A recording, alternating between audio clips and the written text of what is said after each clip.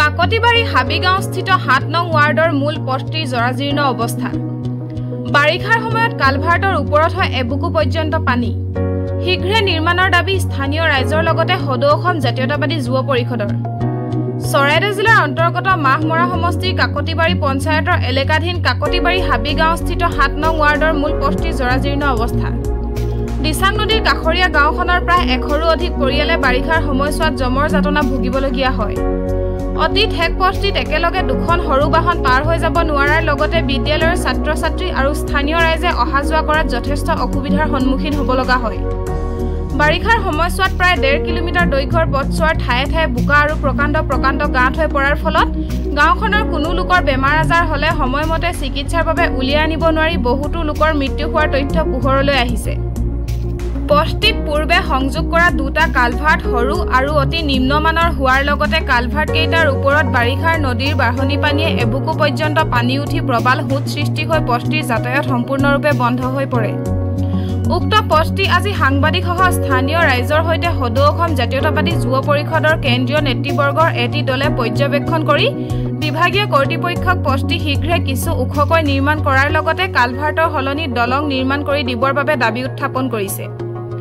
গাঁওখনৰ পথটি পৰ্যবেক্ষণৰ সময়ত স্থানীয় ৰাইজৰ লগতে পৰিষদ কেন্দ্ৰীয় সাধাৰণ সম্পাদক সন্দীপ প্ৰসাদ নেওগ আৰু পৰিষদৰ মাহমৰা আঞ্চলিক সমিতিৰ সভাপতি ৰূপম ঠাকুৰ, উপসভাপতি তপন ওজা আদি উপস্থিত থাকে। মাহমৰাৰ পৰা Farid Ali report, any voice. নমস্কাৰ, আমি সদৌ অসম জাতীয়তাবাদী যুৱ পৰিষদে আজি এখন মাহমৰা কাকতিবাৰী পঞ্চায়তৰ অন্তৰ্গত দিচাংপানী আজি এই গাঁওখনলৈ আমি আহিছিলোঁ পৰ্যবেক্ষণৰ বাবে।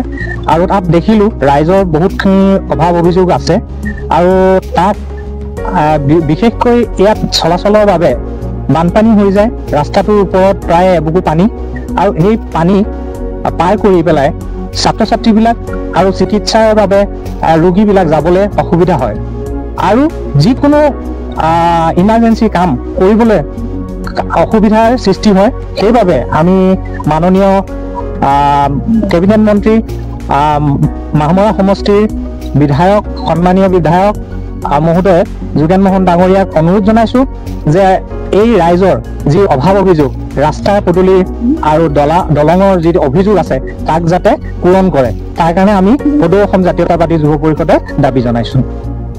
আমাৰ এইটো হ'ল চৰাইদেউ ডিষ্ট্ৰিক্টৰ মাহমৰা ব্লকৰ কাকতিবাৰী পঞ্চায়তৰ ৭ নং ৱাৰ্ডৰ দিচাংপৰীয়া গাঁও হ'ল এইখন।